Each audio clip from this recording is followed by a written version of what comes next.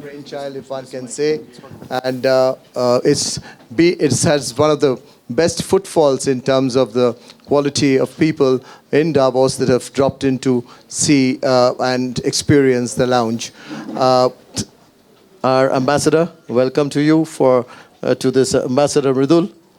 Welcome to you to this session too. And Madam Minister, we have we wanted to keep this small group, cozy group, just to have a chat with you. First of all, I would like to really want and request our Honorable Minister to give a glimpse of her story, which she articulates so much well, which many of us are familiar with, a phenomenal story that she is responsible for. But before I do that, I'll also request Dinesh.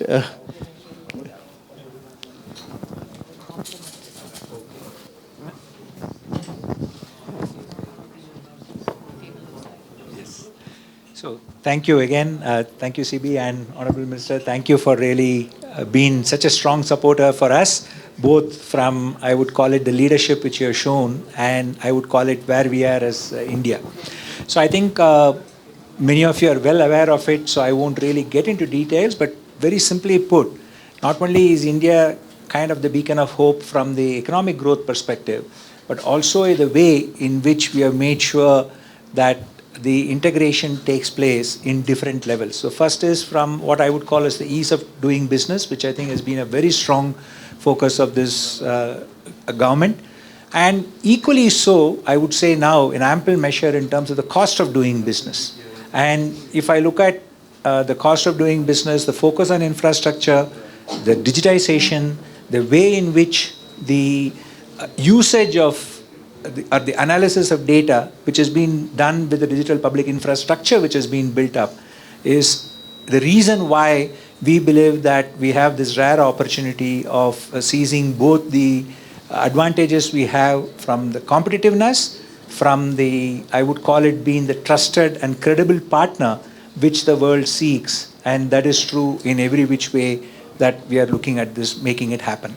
Finally, I think coming to how we see this growth, I think it's a very equitable growth, and I think this has been a very strong focus of the Honorable Prime Minister and the various ministers with whom we have been working with. And this equitable growth actually leads into three different ways. One is making sure that every part of the country from growth aspect of it is covered. And if you look at the infrastructure build up, I think that's the way it has happened. The second is from, I would call it the gender, and making sure we have the coverage of various aspects of this, which I think has been a very strong focus of the Honorable Minister here. And this especially covers not just women in employment, women in, I would call it social security cover, but equally in terms of women in entrepreneurship and how they have been supported. And that's something which from CII side we have been very happy to partner and lead with regard to making that happen, which I think are the role models for the future, which we will continue to follow and which we will implement. Third and the last aspect of it is making sure the disadvantaged sections of the country are well taken care of, both from a social security side, but most importantly, from actually doing a complete, I would call it, non-physical way of connecting with each of these aspects of society through the digital interventions which we have built. So with that now, I am done. So I will now request CB. Yeah, so thanks. So if you want to get a glimpse of what Dinesh just said, you just walk around the promenade. You will find a India lounge. You will find a CII lounge. You will find some of the state lounges of India. You will also find, of course, as I had mentioned, the WCD, which is our Women and Child Development Ministry, and CII's lounge on gender. So I would invite all of you to drop in during the course of the next couple of days. The way we structured it is please have your comments or questions as we go along in the next few minutes, and we will turn to our minister to respond to you or to your comment or to your question. So whoever wants to go first, please. Who takes the first shot?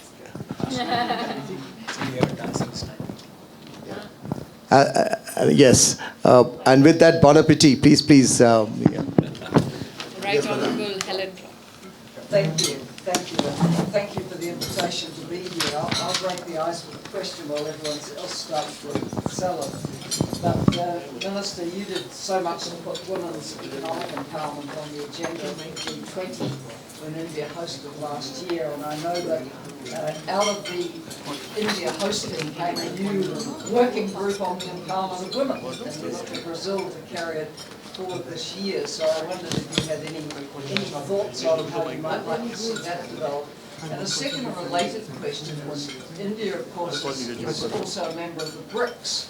Do you see any potential for taking the women's empowerment agenda into that forum as well? Thank you, and my compliments since we last met. I applaud your contribution, especially to adolescent health and putting central the needs of the girl child. I think that when you look at India's role in G20, one of the most significant aspects is not only the leaders' declaration, but the very fact that India's presidency ensured that the gender issue was not reduced to the sidelines. Gender before India's presidency was always compelled to depend on civil society action. The fact that Prime Minister Modi brought it center stage and implored economies across the world to ensure the issues of women are not only rhetorically addressed, but also policy needs to flow in that direction, and multiple layers of governance reflect that resolve, be it education, health, or enterprise. I think that is one of the greatest takeaways. The fact that we as Indians saw the expansion of the G20 universe by also taking the concerns of the African Union along speaks volumes, because it complements the resolve of India in its role of presidency of G20, when we said that our motto is Vasudhaiva Kutumbakam, which is we are all one family. So the fact that the G20 universe expanded, you see the expansion of BRICS, and as we all know, at the fulcrum of family is the woman.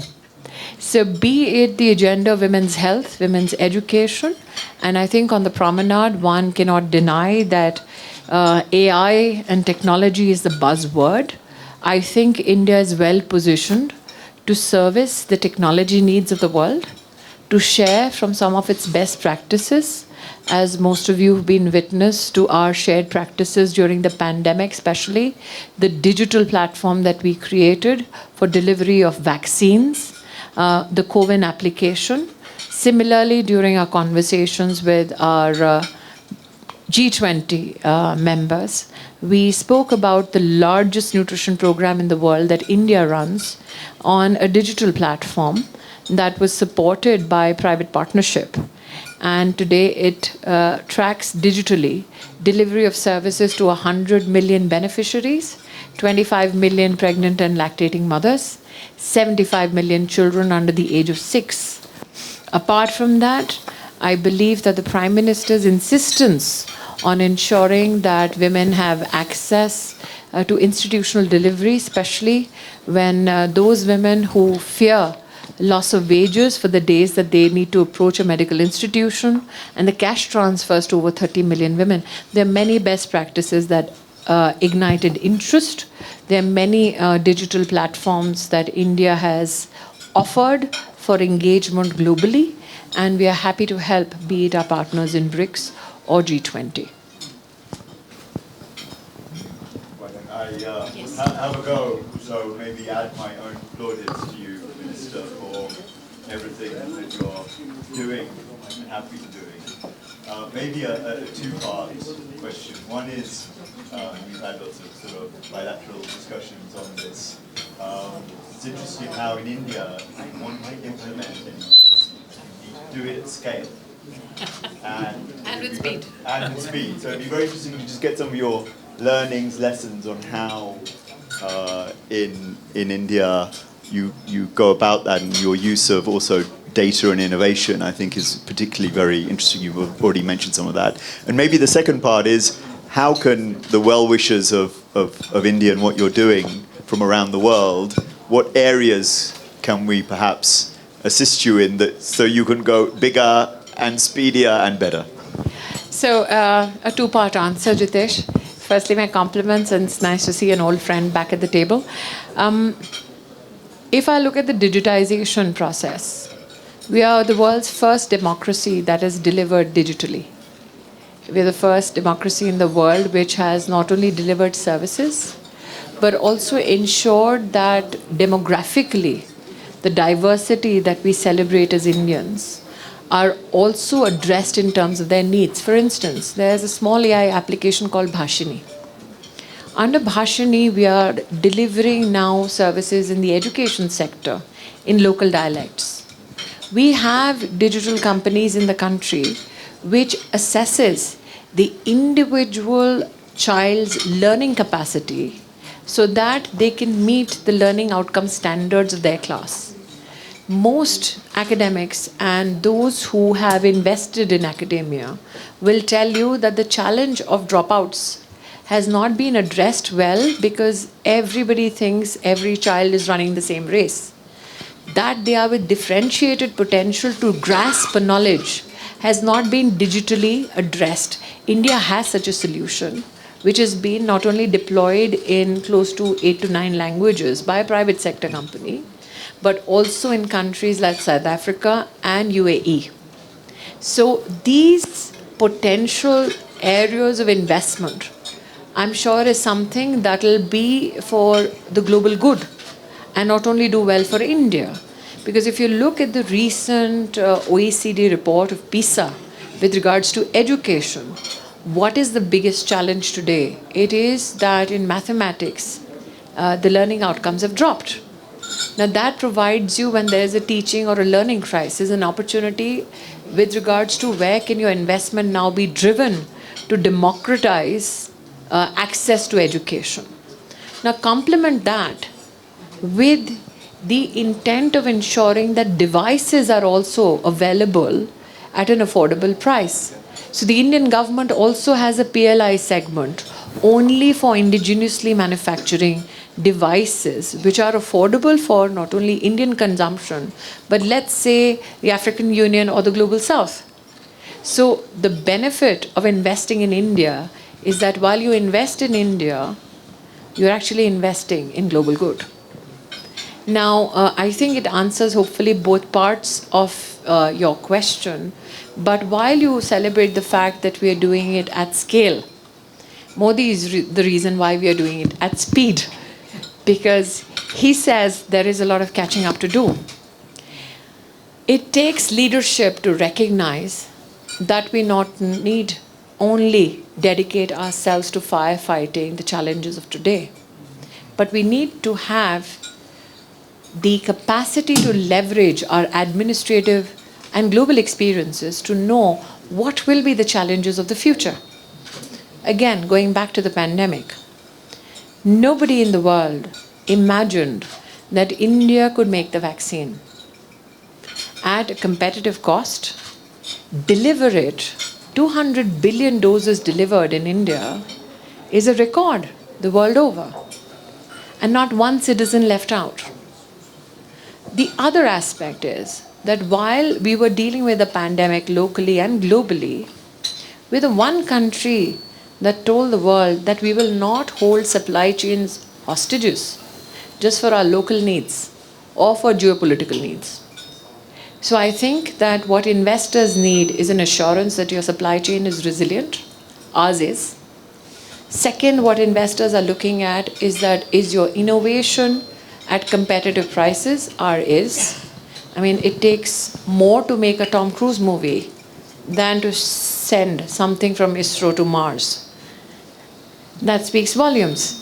The last factor, and I think, Jitesh, the most decided factor for any investor to gravitate towards a country like ours is if there is going to be a policy and political certainty. And anybody and everybody that you talk about who has taken a modicum of interest in Indian politics knows Modi is set to return in 2024. So that's 5 more years of policy and political stability. I can just ask another question. Congrats again on everything you're doing. You're incredibly inspiring. The question is more about a massive opportunity about improving labor force participation for women. And I'm sure you've thought about this quite long and hard, so would love your thoughts. So we have gone up actually up to 37%. But the framework doesn't take into consideration 4-5 aspects of engagement. We have 90 million women who are currently employed, self-employed, with credit from financial institutions under the ambit of self-help groups. They manage businesses at the grassroots worth annually $37 billion. Of the credit that they take from financial institutions, their NPA is less than 2.5%. So they've made a solid case for why investment by financial institutions in women-owned businesses, that too, not the large-scale ones, but even the smallest of ones, is beneficial. 400 million loans in India were given without collateral for SMEs, of which 70% were taken up, not given as a handout, but taken up by Indian female-led enterprises.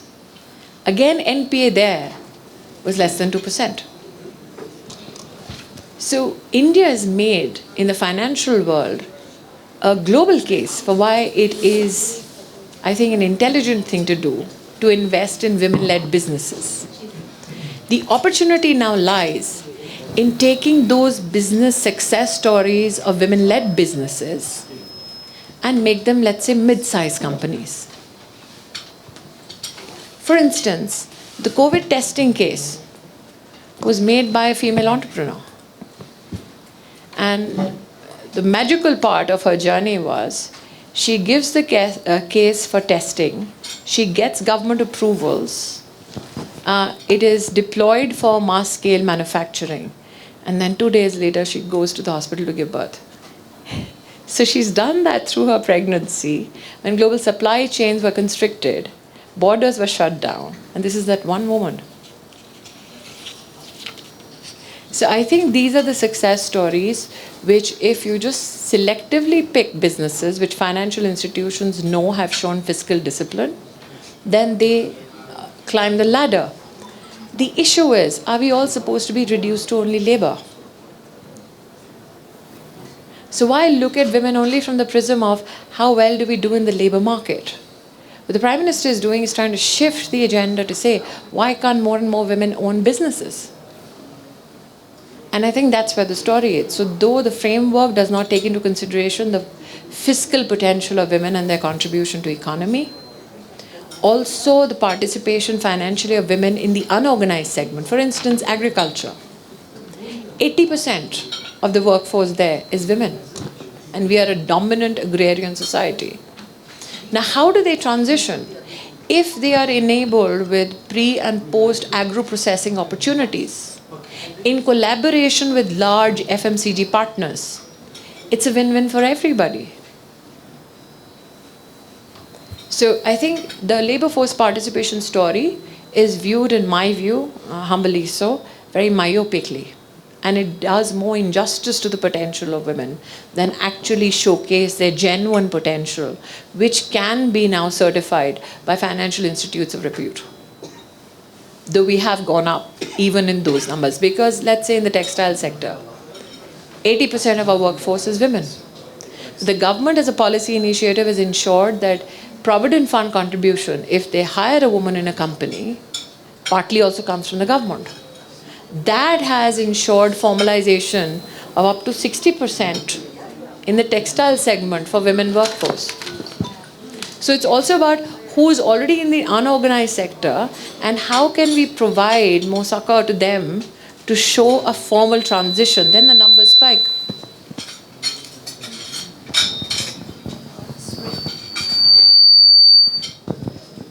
Yes, if I can just go to the lady. I have been leading tech companies outside India across the region. How can people with global exposure to technology and cultures contribute to the India Inc. story? And you've talked about digital, AI, data, and women in leadership. How to get involved more and where to contribute? So I think there are 3-4 things that you can possibly contribute to. One, the gentleman spoke about women from a labor force participation perspective. We are flooding this year alone. If somebody who's managing the mic can be kind enough. Yes. Yeah. So the one aspect that possibly you can accelerate your contribution to, only in this year, the need for data science professionals in India in 2024 is 1 million professionals. So from your global experiences, knowing the number of women who are ready to be a part of that working force, can you help bridge that gap of ensuring that they're informed better about the employment opportunities, why only domestically but internationally? If you can do that, that's a great service to the gender quotient in the IT segment. The second is there is a need to call out the algorithm bias with regards to gender. Most of the algorithms are speaking to us on the data which is being fed. There has to be an expansive research into how much of what is being fed actually re-engineers or reinstates that bias. Now, there are very few takers for that kind of research. If you can contribute to that, that'll be fantastic. The third portion, which I think is something which you may seek to reflect upon. If you look at the history of technology and women, it is when the transition to ownership started, where the money was, and that's when women started to recede and men were taking over. So how do women in technology companies negotiate their contracts better when they innovate but need to have ownership of the enterprise? So if you do these three things, you'll create a revolution. Yes, ma'am. If I can go to the gentleman who had... Yes. Honorable Minister, first of all, I think you're a great example of women leaders from India. I chair an organization called the Indus Entrepreneurs TIE, so I'm the global chair, and one of our biggest focus areas is supporting women entrepreneurs. And I think everything that you said resonates. And where I see the opportunity for India is, if you think about it historically, whenever women have been presented the opportunity, they've proven to be exceptional leaders. I mean, there are great examples of it. And I think one of the gaps, and it's not just a problem in India, it's a problem everywhere, is funding opportunities for women entrepreneurs. And the way I see it is, you talked about technology innovation, and innovation, the pace of innovation has been the fastest ever, and it's changing so rapidly. The opportunity is that intersection of educate for women entrepreneurs is technology, but then backed by education and possibly blended finance. Yes. Because if we recall what Prime Minister Modi talked about at the G20, he spoke about the opportunity for public-private capital and creating those opportunities. So I just wanted to get your sense, since you've been so instrumental in shaping education in India. First of all, it's a two-part question. Is there an opportunity to bring in more entrepreneurship learnings? And that's where organizations like TIE exist, to give back to the ecosystem, to support early learning for entrepreneurs, and probably even lifelong learning, all the way from high school to university and beyond. And then second, the opportunity to create frameworks for blended finance, because there is a big movement of philanthropy capital in India for grants, and then if you bring in concessional capital and private capital, it creates a very specific opportunity. I think that there is a need to connect all the dots. Our approaches, though well-meaning from the private segment, and this is again my opinion, I don't voice it for the Prime Minister, but I think that it is fragmented. Well-meaning people are fractured right now. They're all doing their little bits. But if forums such as these bring that together, it will have an exponential impact that you're hoping for. But if I may tweak my request to possibly complement your query, what I'm fascinated by is that India has recently launched a mission to space to study black holes. The only mission which I think that needs to be fiscally undertaken is this whole enigma of why VC funds are not very happy to invest in women-led enterprise. So while ISRO is doing its job to look at black holes, could you look at the black hole of VC funding for women?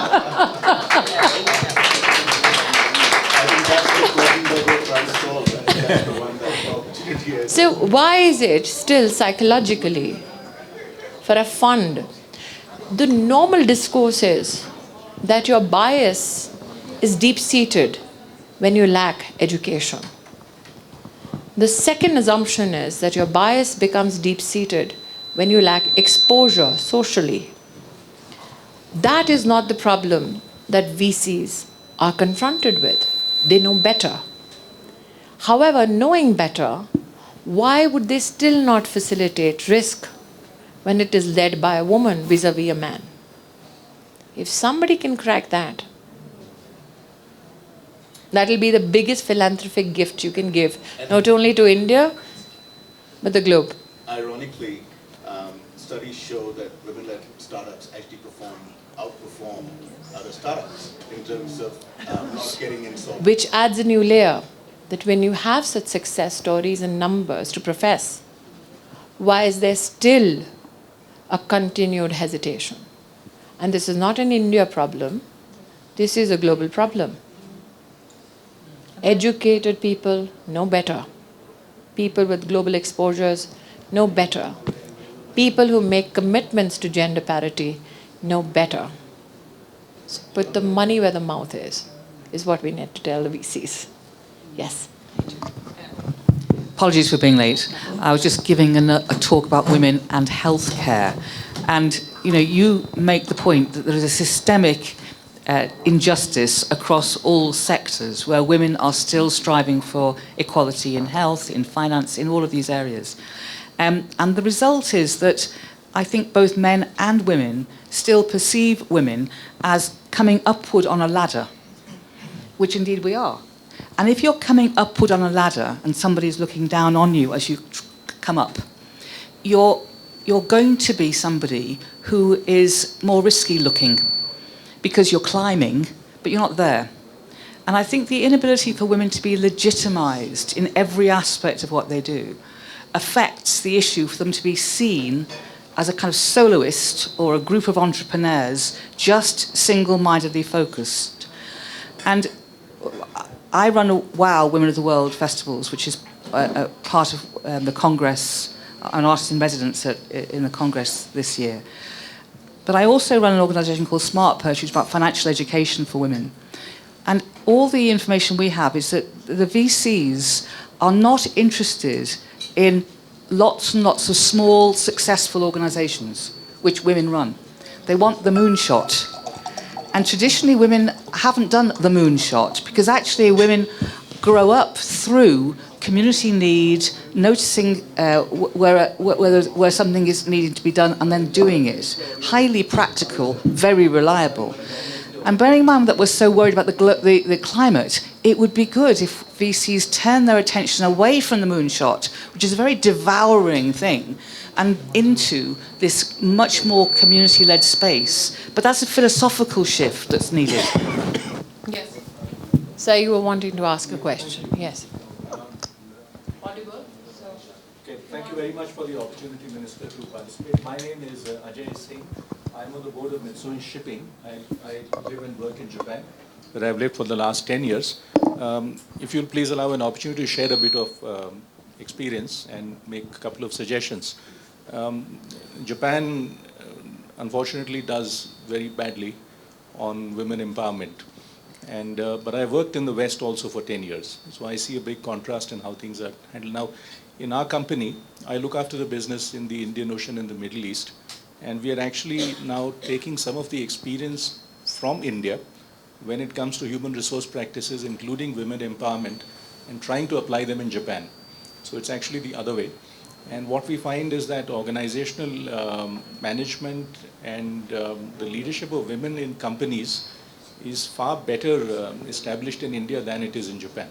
So we are trying to take the experience in the other direction.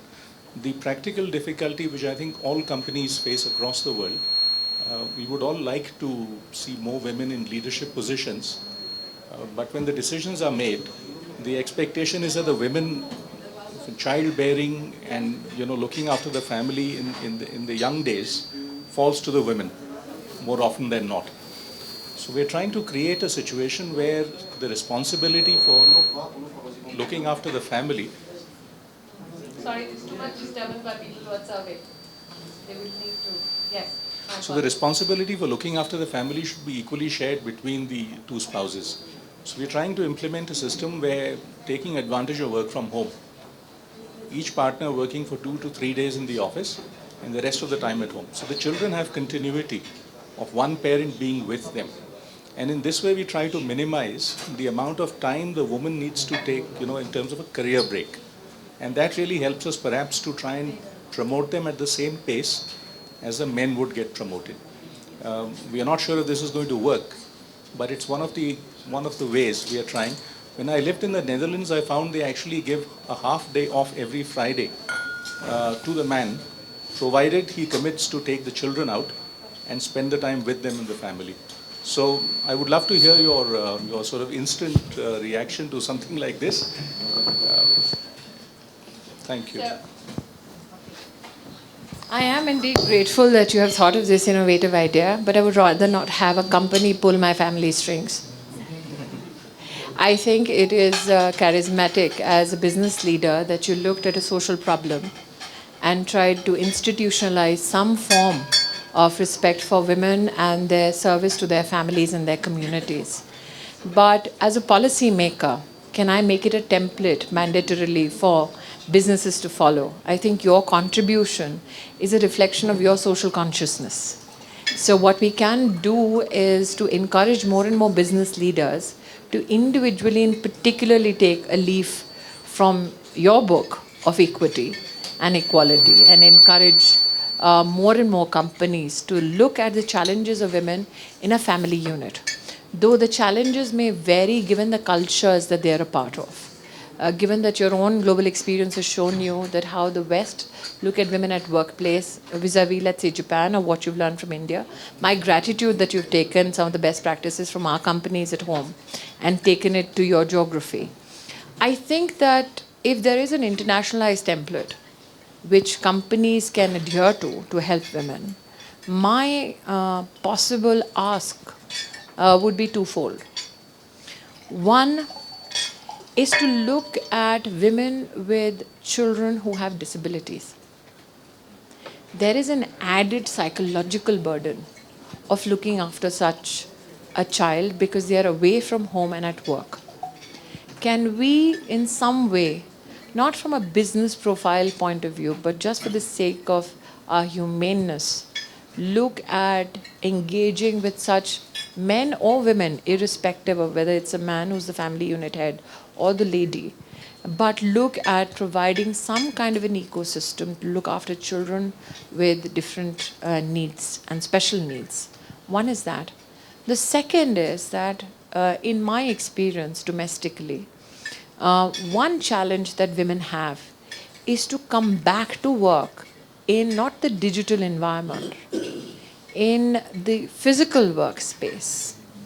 Once they have, let's say, left their place of work for marriage or for childbearing, there is a sense of loss of understanding the workplace when they come back. If it's a technology company, the pace of change is so fast that they feel that they are left behind. How do you help such women get back to work with additional skills, or for that matter, understanding the learnings from the experience of other professionals who continued in service? The third ask I may have, and possibly leverage your kindness with your human resource systems, is to genuinely teach women how to negotiate their contracts better, which is bad when you look at it from a vendor perspective. But from your social input, if you're informing communities better, and there are women-led businesses that hope to become a part of supply chains, how can they become a sustainable part of the supply chain, given your industry? I think that will be a great input from your end. Recently, CII celebrated especially women in logistics. I had the distinct pleasure of being one of the first 3 women in couriers in India when I was 17 years old. So I've hauled a load full of stuff from airports and railway stations and bus stations. But we didn't know how to negotiate contracts. So if you can help, what you're doing for women with children is exemplary. My gratitude, apart from my compliments. But if you can do this and become a beacon of hope for businesses, well done, I say. Thank you. We'll try to take up your 3 counter suggestions. Well, never ask a woman a question if you're not ready for the answer. Yes. So, yes, huge fan of yours. Thank you so much for inviting me here. My name is Dr. Sara Said Khurram. I run a digital health company that allows women doctors in Pakistan and also in GCC markets to connect to patients online and provide healthcare services. One part of our works is making clinics in low-income areas where patients can access doctors, particularly women. I think my question to you is, and seeing your work in healthcare, particularly for women, what is the future that you see for digital health interventions in markets such as India and Pakistan and globally as well? India runs one of the most ambitious and largest healthcare program in the world, which is the Ayushman Bharat. The Prime Minister services the healthcare needs of 110 million families. The family size being, even if it's 4 per family, that's 440 million people who are being supported free of cost by the government across 27,000 hospitals. In India alone, services which are movable with the migration, let's say, of people from one state or one city to the other. The second aspect is that it looks at treatment free of cost for illnesses which are decidedly a global burden for many families. For instance, cancer, surgeries of the heart.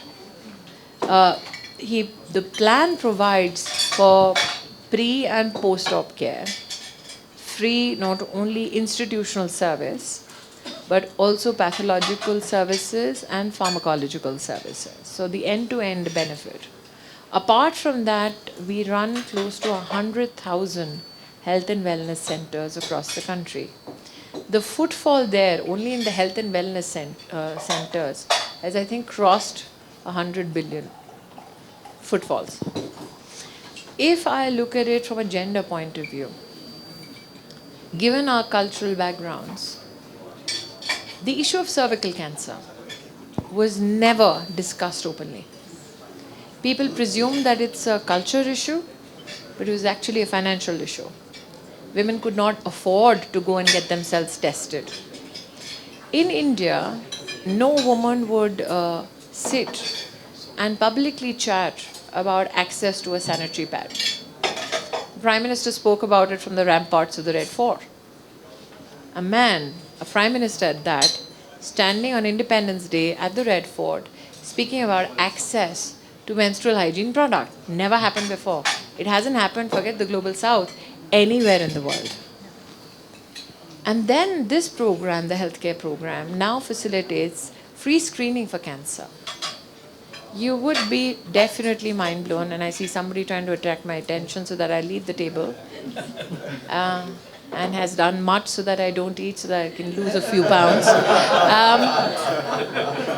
What is fascinating is we managed to do 13 million screenings for cancer of the cervix and over 20 million screenings for cancer of the breast, which means all women needed was access to a medical institution and monies to finance their needs. There was no cultural barrier. There was no community barrier. So I believe that when you look at it from a services point of view, India has much to offer in terms of lessons. We've done it in a cost-effective, prudent fashion so that it's not a burden on our economy. We also have saved the out-of-pocket expenses up to 45% of citizens who are involved if they are afflicted by disease, because we've also opened 10,000 centers for access to pharmaceuticals at a 90% reduced cost from the general market. And that is not something that the poor are only leveraging. The middle class, the lower middle class is getting their medical needs served, pharmaceutical needs served from there.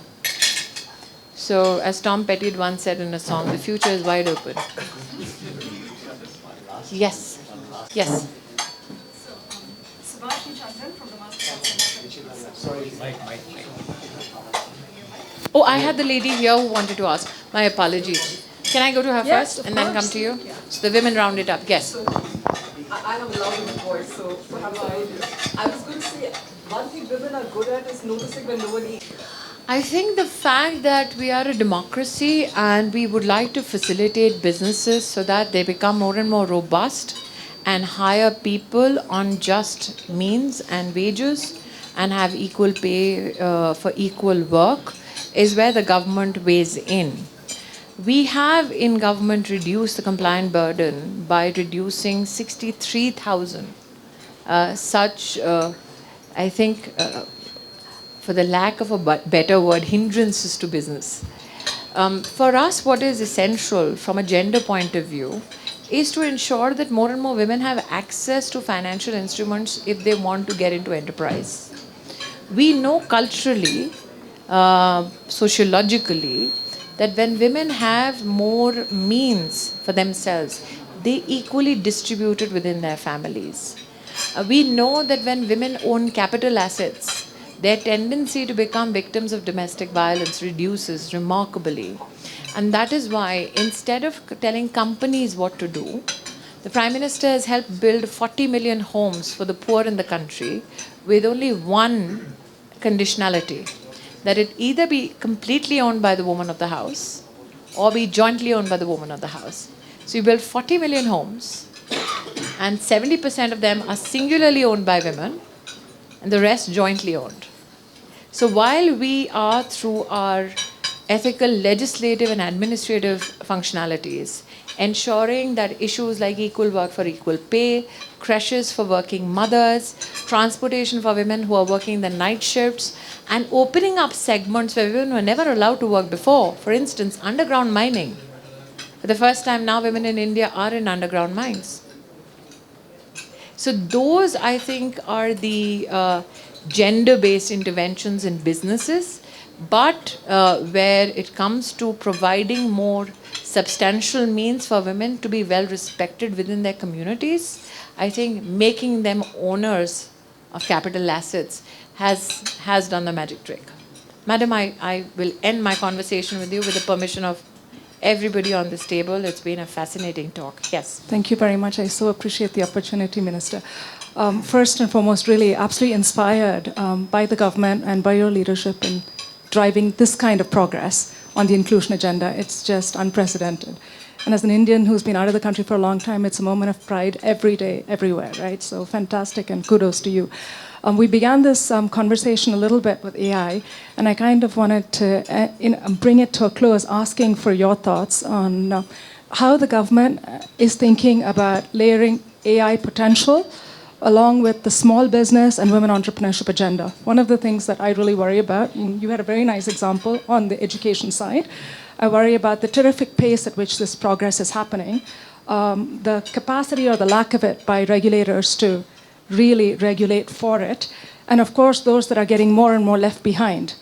So what are you doing? How are you thinking about it? And how should we be working on that in the context of India? I think that the capacity for it to enhance prejudice can be well met if content is watermarked, as the Prime Minister has professed, as a chair for the GPAI.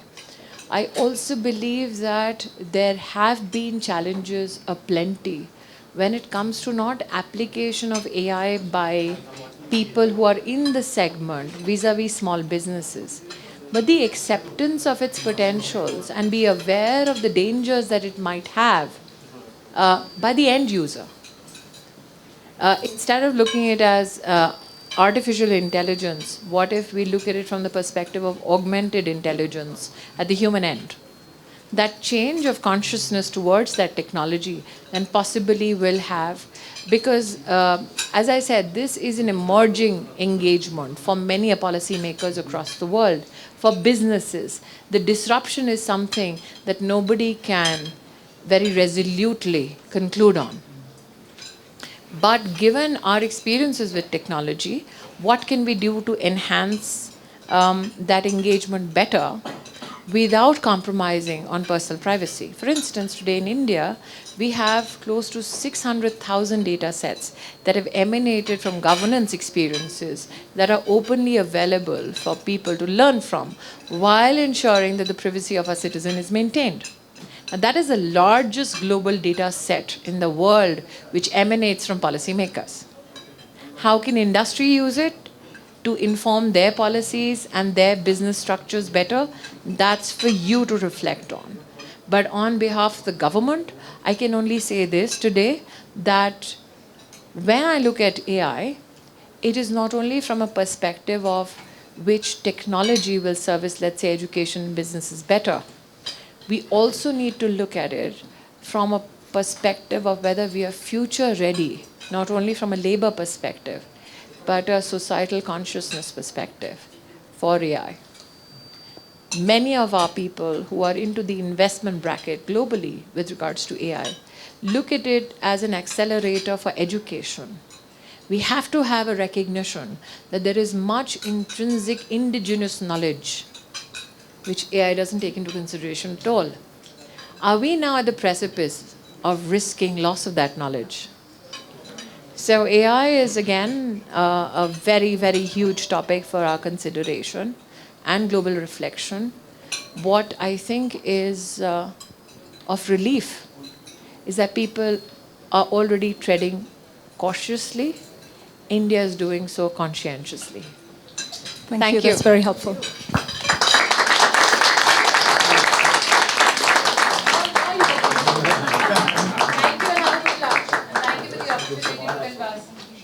I shall scoot now.